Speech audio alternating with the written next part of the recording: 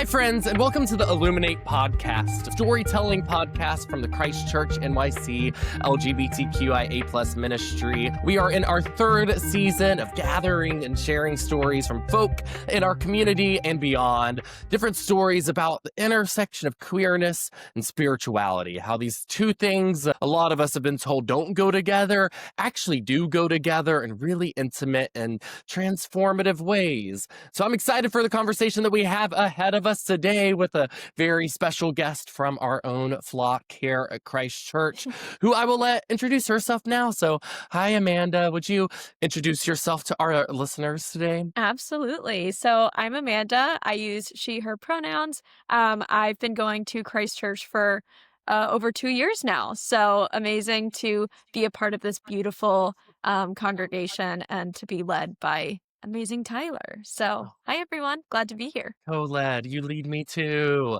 And I guess I don't know if I introduced myself. For those who don't know me, my name is Tyler Heston Wolf, and I'm the Minister of Spiritual Formation and LGBTQIA+ development here at Christ Church NYC, a long job title, but every one of those 23 syllables is worth it. And Amanda, you started coming on it was October. So I'd been here for a month and some Yes. change by that point. But it Yeah. was the first time I preached, and I Yes. preached about Beyonce. Well, I preached about Yes. God. It was about Jesus. Don't get me Well, wrong. I yes. used a story from a Beyonce concert. And I was Yes. nervous, but it was a home run because it made you keep coming back. And Exactly. I was going church shopping and I decided to Mhm. stay put.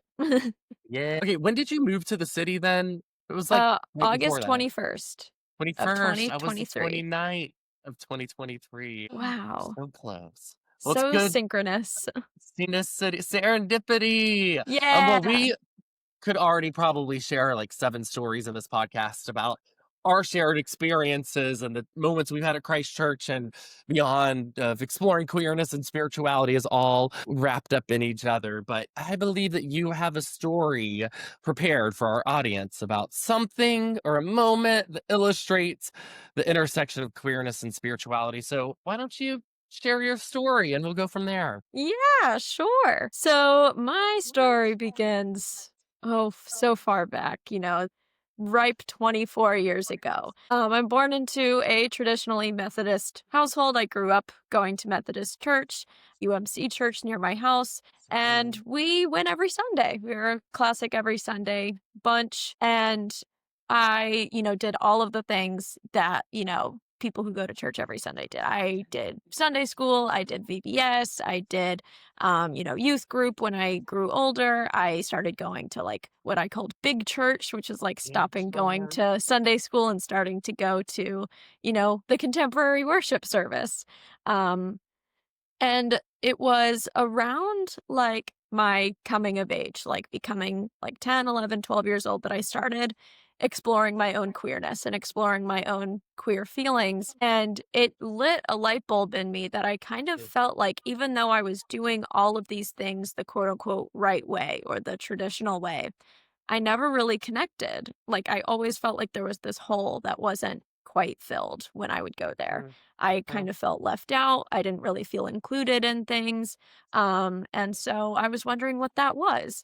And as I was starting to explore my own queerness, I realized that none of the people at this church ever acknowledged queerness as a concept, even not in a homophobic way, but also not in like an affirming or welcoming way. It was just simply like a non-existent factor.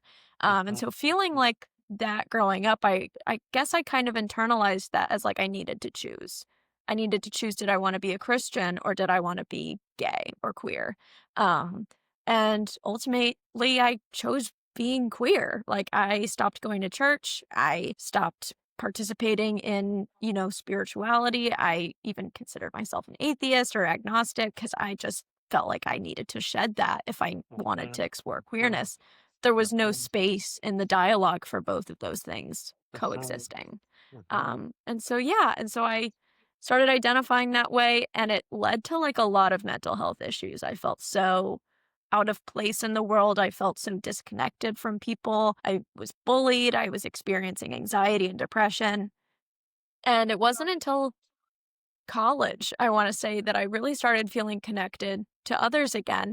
And it really came from my tour of Florida State University when I saw a beautiful UMC church with a pride flag flying on Yeah. its ground. And I said, that is the first time I've ever seen those two things together before. And that is ultimately what led me here today to Christ Church, is that feeling of like reconciling those two parts of myself for the first time and feeling like I was coming back home. Coming back home. Yeah. Amen. Amen, Yeah. amen, amen. I love that story. And like, yeah, there's like 8 things that I'm seeing that I want to pick up on.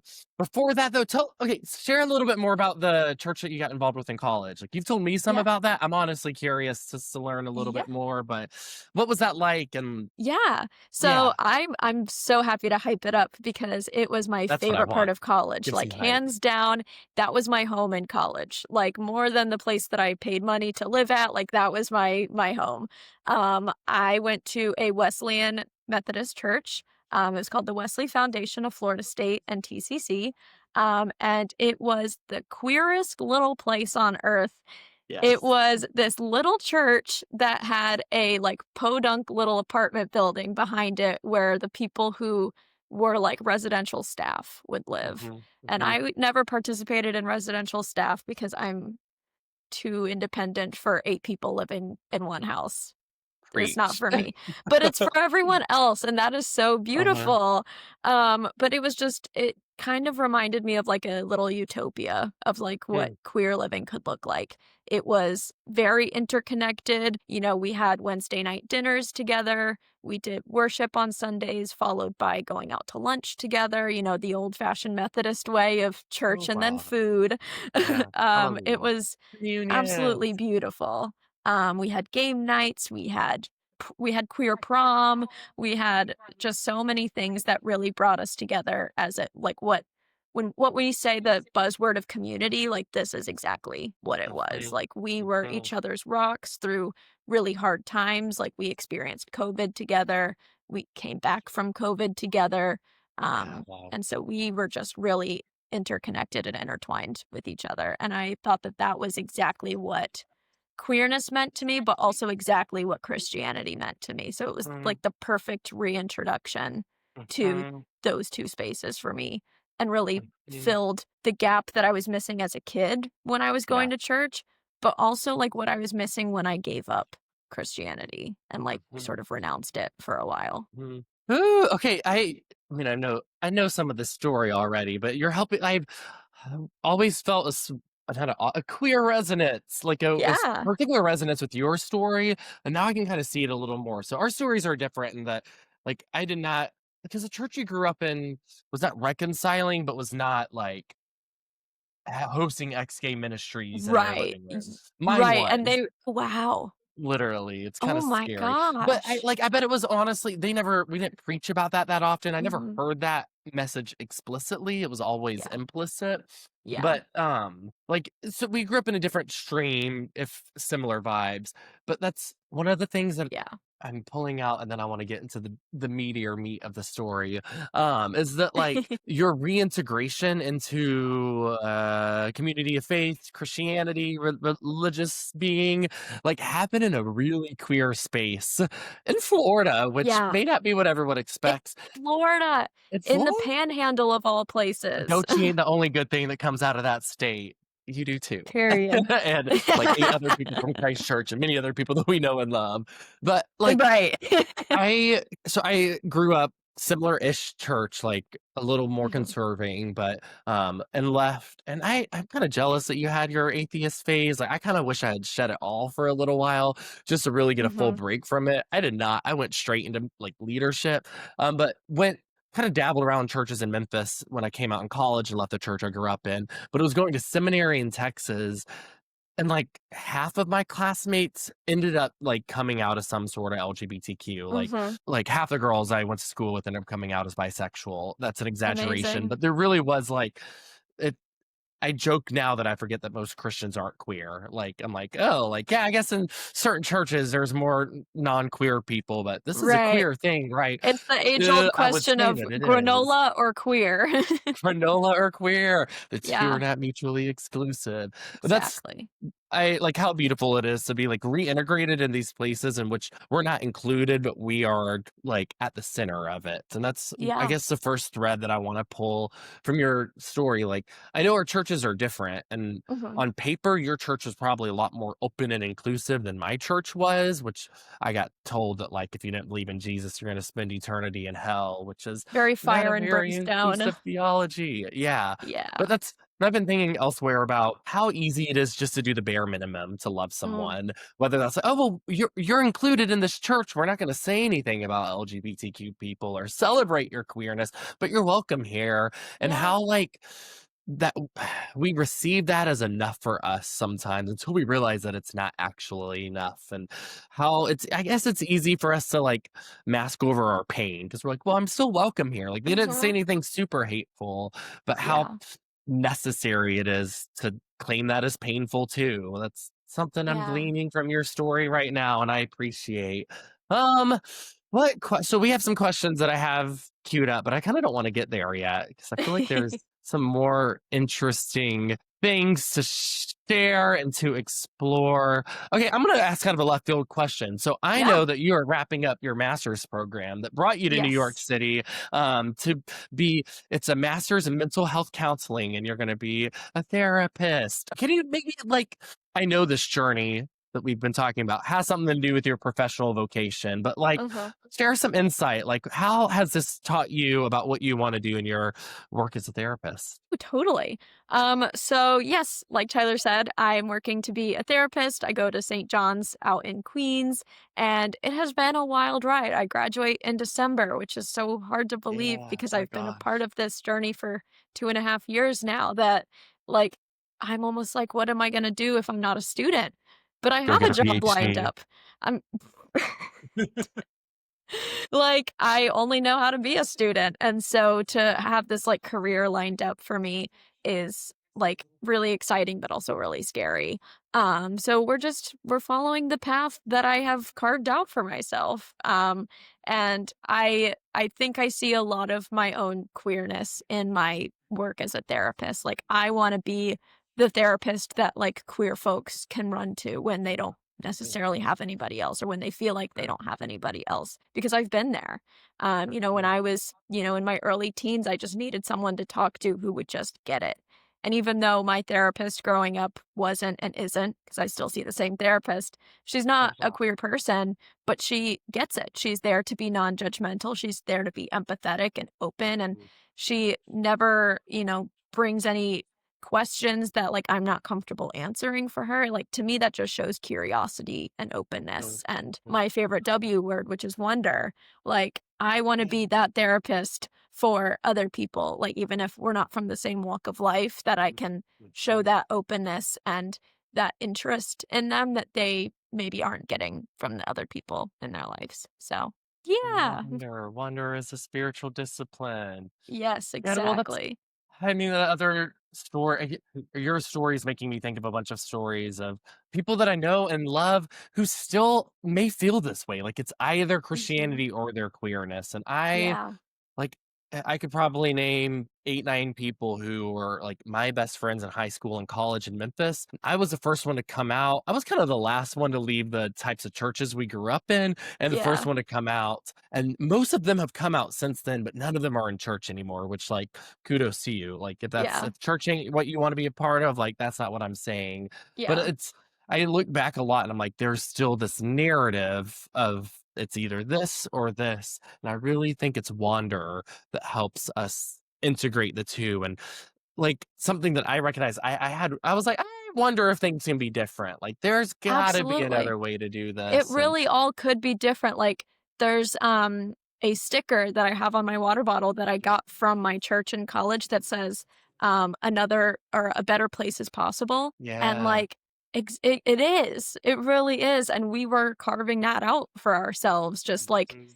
10 little gays running around in this, like, commune-style church Oh my trying to gosh. make a better world possible for us, but, Mhm. like, also for Tallahassee. Like, we did a lot of outreach ministry, and so we Wow. were really just trying to do what we felt called to do by this very expansive God Mm. that we love and Amen. who loves us. And how wonderful is it too that the work you're called to do is not necessarily accomplish, like, let's grow this thing into 100 people in this rowdy little commune church, but rather to illuminate, to like Yeah. be that example for other people, especially when we didn't have those examples when we needed them at an Mhm. early age ourselves. I love that.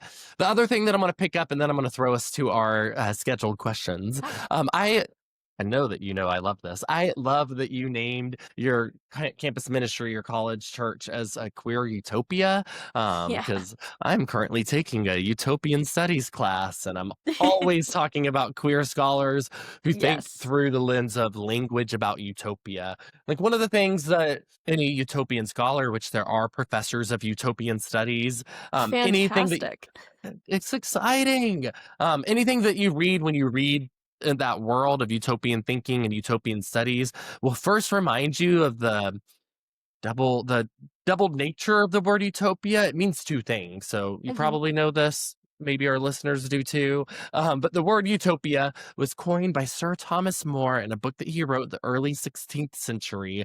And he like it's a neologism. That's how you say that word. I never say that Neologism. word out loud. Yeah. Neologism. Logism. It's a made up word. It's a new word that combines the Greek word for topos, place, with Mhm. another Greek word, one of two. So it uses both. It references both EU in Greek, which is good. It's where we get Eucharist, Thanksgiving, Euphoria. euphoria. Yeah, good feeling. Oh, euphoria. I haven't made that connection. But utopia, which we don't spell with the E, we spell just with the U, also represents the Greek word for not or no, which is oo. Mm. So there's like utopia is both a not place and a good place. So there's an inherent paradox in it. And like even Mhm. uh, Thomas More's book Utopia, it's like 400 and whatever years old, and Yeah. everyone should read it because it's really timeless. It's this like fictional story of a traveler who comes to England and starts sharing all these stories of these fabulous countries that he visited, including the nation of Utopia, which is this fictional island. And it's like there are certain things that even the map of Utopia that gets drawn up in the book like contradicts itself. And the dude who's telling the story, his name translates in Latin to nonsense. So there's like this play around it, and like the people of utopia do live in a world that's a lot better than our world today. There's no money, that's the main difference. But Period. there's also weird things like the death penalty in utopia, like so it's Oh. rife with tension. And what I want to Yeah. connect this back to is how potent I think it is that it was the form of college church, college ministry in which you Yeah. experience this utopia, because there's a necessary endpoint. Like you don't get involved with the campus ministry expecting this to be what you do for the rest of your life. There are people Exactly. who go into that professionally and vocationally on the other end, but there's something really magic about we're doing this for 2, 3, 4 years, depending on when you find it and how long your degree program is. That kind of gives Yeah. you the permission, the non-limitation to really experiment and see what could. And that's utopian Absolutely. studies, because of the paradox, is often like to practice utopia, to find utopia, means it has to be an experiment, it has to be tentative, it has to be temporary, it has to be open to revision. And it's when we're really given permission to do something temporary or short term, we really can lean into that. And I think, yeah, I don't know, maybe that's a lesson to that which we do in Christ Church and churches that have rich histories. We've been here for 100 Yeah. plus years, depending on how you narrate our roots. 'Cause Christ Church was a merger of another church, two other churches, and like I don't know about you, I want to see Christ Church here for way more than 4 years. But Yeah. to like bring this queer utopian practice, this like discovery of what could be, we have to let Yeah. go of something needing to last forever and Yeah. just be willing to experiment and play with what is. Okay, now I'm preaching. I just got really excited about that. Does that resonate with your experience or like help illuminate anything in specific? Yeah, absolutely. I think going in with the knowledge that I was really only going to be there for 4 years allowed me to just like fully lean into it. And I think another thing that really helped us all connect with that sentiment was COVID happening like Yeah. right in the middle of my college experience.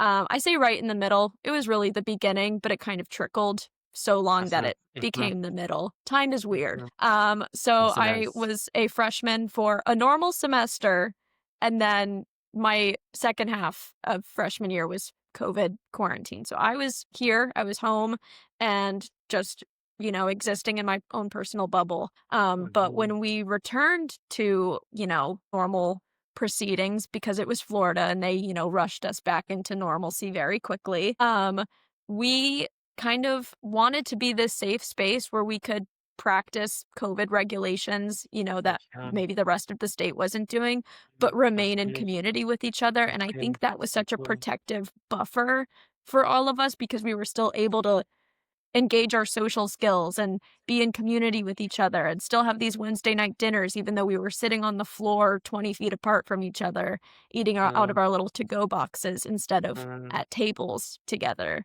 Mhm. And so I think that that really provided such a rich understanding of like how unconditionally we were there for each other, but also the understanding of like how finite it was and that it really Yeah. could be upended by anything, even a And global pandemic. there's something daunting and scary, and the Yeah. pandemic was horrible and killed a lot of people. Yeah. And that wisdom is liberating that we Yeah. learn from it. That's so the book, Cruising Utopia, I read in 2020, 2021. Yeah. And it's the queer theory book that kind of sums up a lot of queer approaches to utopian studies. But I caught myself thinking a lot about how the pandemic provided a utopian experience, particularly because of how bad it was, but Yeah. because it like forced a huge swath of humanity, and fewer people, I think, saw it through over time, but it forced us to do something different. Or a lot of us realized that we could, on a grand scheme and in a grand scheme of things, like do things differently, that the world did not have to go on as normal. And I Yeah. don't like I remember showing up to record a online worship service like 2 weeks after the shutdown, talking with some colleagues at the time. And I was like, oh, this is a I was like, they had kids, so it was a totally different experience too because of school, but, like, there was a unfamiliarity that I saw Yeah. in their faces. I'm like, "This feels familiar to me," and I'm like, "Oh, because coming out is a lot like this, where everything's Yes. different, we have to do something new." Like, there's Yeah. a queer wisdom that comes in clutch in a thing like the It pandemic, does. It but really there's, does. like, the other thing, and then I'll ask you for some definitions of our terms, for the rest of the conversation, like, if we're thinking of these places in which we become integrated in radical ways as utopian, there's something about the place of it. And so I was reading Jose Munoz this morning, even, and thinking he says queerness is utopian and utopia is queer. Yeah. Like to practice another way that the world could be is queer. There's something about the placiness of queerness in that definition. Queerness is not like a characteristic that some of us have and other people don't, but it's Right. this place that we create when we come together and do things differently. Jose Yes. Munoz talks a lot about like gay bars or queer performance art and stuff like that. But even I have that image of a dozen people sitting in a church space at a distance. Like there's a sadness, there's pain in having to do that, but it's also creating this alternative space that even when you go back into the world that kind of is oftentimes not pretending like that things exist that we need to take into account, like you have that sense of place that you can still take with you. And that's Yeah. transformative. That's beautiful. Absolutely. And it still allowed us to connect with each other, which was something that we were all Mhm, yearning mhm, for very deeply mhm, at that time. And so mhm. it like scratched that itch, but it was also like everyone's aware that like this is a really messed up situation to be in. Instead of disassociating from the messed upness. Yeah, people loved worshiping and hundreds of people in one room in May 2020, and that scared me. Yeah, that was really scary, and I'm so glad that, like, I found myself in a place that prioritized our health and our safety while also understanding, like, the richness of the tapestry of, like, Yeah. connection that we had created and, like, the understanding that, like, community is what is going to get us through this really dark time, but we also are not going to threaten your Mhm, public health for mhm, that connection. mhm. That nuance is available. Exactly, and that's a Okay, queer thing. cool. And it's a queer thing. So, speaking of queer things, a few questions that we ask every guest in the Illuminate podcast. And I'm going to ask you the first one now, or it's going to be our first one. And it's this: how would you define queerness? Ooh, I love this question because it's like, what is it? What is What it? is it? What What is is it? it? To me, it is like one word definition, expansiveness. It is Oh. finding things that are different, finding things that are unique, finding things that fall outside this box that we've been told that we need to live inside of. And so for me growing up, that box was choosing Christianity, choosing, to be a subservient woman because that was one of the beliefs of the church that I grew up in. And needing to find a husband and needing to do all of these things in a very specific order, moving to the suburbs. I grew up in the suburbs. And so that was very much like the outline of the life that people were subscribing to. And so finding and digging into things like Tumblr and TV shows and movies that were queer and finding that there are other ways to live, like that is queerness, finding the differences and finding, like we just said, the nuances. Nuance is a very queer thing. Nuance is a very liminality is a very queer thing. Tumblr is a very queer thing. Tumblr. I have to credit Tumblr so much for my queerness. I met my first boyfriend on Tumblr. We dated for 3 years. That's all I'm going to say on that. But, Tumblr was really like I met him because of some Christian Tumblr circles in which Yeah. I was starting to question the faith I grew up in. And it was before gay was even like explicitly on my mind. Yeah. And I was expanding my theology and just Yeah. asking questions that my church couldn't answer. And so I was getting online to see what other people were saying. Queerness as expansion feels good because Yeah. there's something about like queerness. It's more than just expanding the box. It's looking beyond that box and build a new shape And around saying like, it. I don't Like, need this box. Get mhm, out of here, mhm. box. I'm going to step on it, crawl over, and keep on going. Exactly. Ooh, I love that. So in light of that, my second question is this. How would you define spirituality? Ooh, I was thinking about this last night and sort of pondering on what nuggets I wanted to provide for this question. And what comes to mind is like spirituality is the inherent sacredness of everything. I find myself so deeply connected with the world around me when I reintegrated myself into spirituality. Because I think once I realized that religion and spirituality were not inherently the same thing, is that was like another huge queer moment for me because it allowed me to step back into like the sacred of every day. It's like there's sacredness in the birds that fly around outside. There's sacredness in the waves and in, the algae that grows on the pond. But there's also a sacredness in a lot of like the man-made things. Like there's a real sacredness to going to the woods on Wednesday nights and hanging out with a bunch of lesbians. Like that is sacred to me. There's a lot of sacredness in literature and books and movies. And so I find that recognizing that there is a higher purpose and a higher power in all of these like smaller, seemingly smaller things is deeply spiritual to me. Yes, and that's the like my season of pivoting from the world I grew up in into the type of Christianity I feel connected to now. It kind of dabbled with the Quakers in that season, and they love talking Yes. about that of God in everyone, which I would Yes. expand to that of God in everything. Like, yes, yes, yes, yes, Absolutely. yes. And there is, so my whole mission and ministry and academia is like wrestling with these impossible questions: how to define queer, how to define spiritual. Because Yeah. contrary to the fact that that's literally my job and my scholarship, I don't know. Like, they're questions more than answers. But Yeah. I did a workshop a few years ago in which which maybe I've talked about this in the Illuminate podcast at some point. So we love learning by repetition. But Yes. there's this little parable by David Foster Wallace, which I don't like crediting him because he was an abuser, I've since found out. Oh So sorry, no. I'm Good gonna to name know. his Make a tragedy note. Yeah. while lifting out this story that he kind of made famous. But there's this iconic speech that he gave some liberal arts college graduation like 20 years ago called "This Is Water." And he starts off with a parable of sorts. It says, blah, blah, blah, blah. One day, two fish were swimming along, and they swam by an older fish who said, "Hey, boys, how's the water?" And the two younger fish looked at each other, and one said, "What the hell is water?" And the whole speech goes on to talk about how we go into the autopilot of the like daily rituals of going to the store, of driving home from work, of the religious duties that we may be doing in church without Yeah. realizing the like brilliant animacy of the world that we live in. Like, being alive is such a miracle. Like, we are alive. Yeah. That is a gift. And in this workshop, I talked about how like this is water, like reminding ourselves, like, I am alive. Like, I am experiencing this thing that cannot be summed up by any of the language I have for it.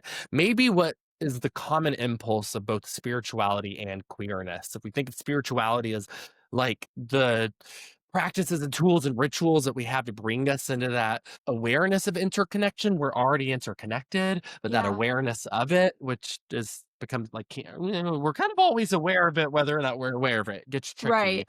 But Yeah. coming into that awareness is the same thing that we do when we expand or break down our frameworks into more expansive understandings that make space for who we are. Like, this is Yes. water. I don't fit into the system that you told me. I ain't attracted to the people you told me I was supposed to be attracted to. My Right. experience of gender don't fit into that box. Like, this is water. It's bigger than that. And This you is just kind of water. spit that back out to me. And we need a new parable, so I don't have to quote that author. His writing was good, or I it know. It's a real sucks. Don't throw. shame, isn't it? Yeah, it is. Yeah, it is. But this is water. It's bigger. There's whatever. Cool. So, oh, I love it. Yay. So the last questions that I like to ask people, and I'm going to package them together Yeah. because I think we can keep talking about them in interesting ways. I'm obsessed with interconnectedness. I just want to think about that for a while. Yeah. It's hard. Like, yeah, we are interconnected to everything. And Yes. queerness teaches us that. It should Yeah. teach us that. It doesn't always teach us that, but it should Yeah. teach us that. But it should. So, with that in mind, and maybe interconnectedness will be the like thread that ties it together. Maybe not. But the other two questions I like to ask, and yeah, yeah, I'm gonna ask them together. Yeah. What do you think the other people of faith can learn from LGBTQ perspectives?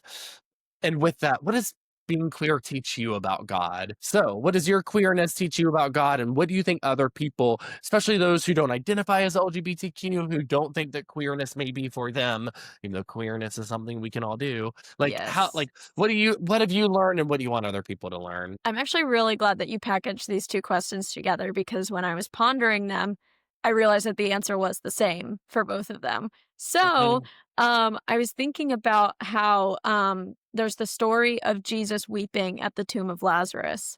Yeah. And that really struck me the first time I heard that passage being taught or, like, preached about in my college ministry was like Jesus and God are not these high up figures who are in the clouds playing chess with us and, like, you know, reigning over us as these like really high and unattainable powers. They are on the ground here with us. They are weeping with us. They are celebrating with us. They are crying with us. They're, celebrating everything that there is to do with Mhm. humanity, mankind, the earth, the way that the earth spins, the animals here, the organisms here. Like they are here with us, engaging in us with all of these factors that are playing out, which ties into that interconnectedness that we were talking Mhm. about is like Mhm. Jesus. I just think that statement of Jesus wept is like what I keep coming back to when I think about like what we can learn about, religion and spirituality, but also what we can learn about queerness, because I think there's a lot of suffering that plays into queerness. Like we have to struggle a lot in our queerness. This world was not made for queer people, Mhm. unfortunately. Mhm. This world was not made for people who are maybe not necessarily queer in sexuality, but queer in other ways, other marginalized identities. And so that suffering, it can be really hard to reconcile with religion and spirituality. Like, why am I suffering at the hands of God? Mhm. But when we realize that Jesus wept and that Jesus was down here suffering with us, that to me is what I use to sort of like ground myself and anchor myself in my suffering is like Yeah. Jesus is right here with me. Like walking with you through that whole journey of leaving your Mhm. childhood church, of Yeah. like disassociating with the traditions that you inherited and reconnecting with those traditions and new traditions on the other Yeah. side. Yes. Like, yeah. Yeah. I mean, that's the whole, like, we are trained in some ways to think about God is up here and humanity is down Mhm. here, and they call it the great chain of being. Like that's what Yeah. medieval like scholars and Christians drew out, this laddered way of Yeah. understanding existence with God, and then the angels, and then men, and then women, and then Yeah. dogs, and then other animals, and then Right. demons. It's very Like, hierarchical. but once And you pay queerness any is meant to attention, throw that yeah. hierarchy out the window. Mhm, mhm. Like, in every sense of the word. If we were doing Mhm. this in, like, a month and a half, I'm sure been reading some, like, queer ecology studies, so, like, Ooh. queer approaches thinking about ecology is like environmental studies, but Yeah. usually with a more like radical understanding of interconnectedness. Because Yeah. like I'm in the environment right now, like I am Right. part of nature. Humanity is natural, like all of that. There's a lot of really like kind of cutting edge theory work being done around this in that field of queer ecology Absolutely. that really links these together. And Timothy Morton is the philosopher that I'm really interested in what they have to say, but I don't have any quote on the top of my head on. You should read Oh, Forest Euphoria. The author name isn't Forest coming to mind right Euphoria. now, but it's all Okay. about how queer the forest is and how queer Yeah. nature is.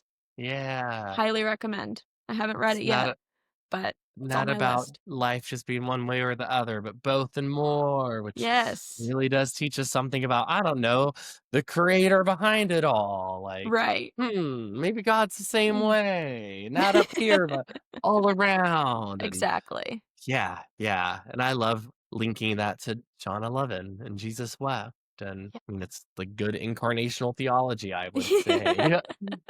Yay. Okay, cool. Oh my gosh. Well, we like could start a Bible study with the 8 themes that we've emerged from here, Yeah. but coming up on our time, I want to ask though, is there anything else you'd like to say? Any words of wisdom or questions worth asking or pieces of advice to any of our audience members? Maybe for those who like have not grown up in churches that really radically needed expansion from, or yeah, for those like yeah, just for anybody who may be listening. Yeah. If you're out there listening, celebrate queerness every single day in every single way that it shows up, whether it's in, romantic life, sexual life, Christianity, other religions. Like, I think that there is so much beauty in the queerness of it all. So go out there and Mm, find it and use there's- that wonder. Use it. Use that That's like, wonder. use that wonder because that is what has opened up my world in so many ways that I'm so grateful for and Mm, so appreciative of. Like, I feel like I'm a poor college student, but I'm so rich in the ways that I'm able to interact with the world around me. And mm, so mm, I urge you to seek wonder, seek newness, seek queerness, mm. whatever that means to you. Abundance. Abundance is a Yes, queer seek that virtue. abundance. Go find that wonder. Abundance Go is not discover that just your bank beauty. account. Yes. Hey, not at all. Yeah. Oh, I love it. And that's, I mean, so much of what I love about these conversations in particular is I'm always like the past 30 something minutes, I found new ways to narrate why I sense that everything we do at Christ Church is queer in this way. Cause it's about like Eric and I and Denise, we've looped her into these conversations too. She gets it. Like we value presence, like Yes. especially in the busy world that we live in, it's easy to just disassociate and get caught on that hamster wheel of life. The world's scary right now. We should want to disassociate Yeah, we sometimes, have but every reason to wanna do that. and I think so much of church lets us hide behind our fear instead of becoming more present to it. I was Yeah, in a Halloween planning meeting today, so I was thinking about that. But like, church should be a site of becoming more present to our lives, which is a very queer way to discover that life is more expansive than our little monkey brains often let us think that it is. absolutely. So, Go out there and romanticize it. yeah, everything is romantic. Everything is romantic, and that's from the Book of Charlie. The Book of Rat. Okay, now that we brought I knew Charlie was going to make her way into this It was about conversation. time. Well, Amanda, I'm so thankful to be a part of this work with you and all I'm of the so things that we thankful do. too. Yes, and What a I guess gift. I'll plug. We don't have an exact date for when we'll be sharing these episodes yet, but coming up on the horizon, maybe it may have already happened by the time we get this episode out, but we are up to a lot this fall for LGBTQ ministry and beyond, in which I think we're exploring this. Things like our Illuminate Day Retreat, our All Hallows Eve service, our Abide Fall Retreat. All of these things are ways in which we get to romanticize our lives and discover God in beautiful, expansive, and queer ways. So, listeners, if you want to find out how you can hang out with Amanda and I to do any of this, the links in this caption or on our Instagram bio, wherever you're watching or listening to this podcast, will take you to some more information. But friend, I think that's it. Thank you, Yeah. Amanda. Thank you Yeah, so much. This was a true gift. it was a lot of fun. And friends who are listening and watching, thank you for joining us. We'll see you next time.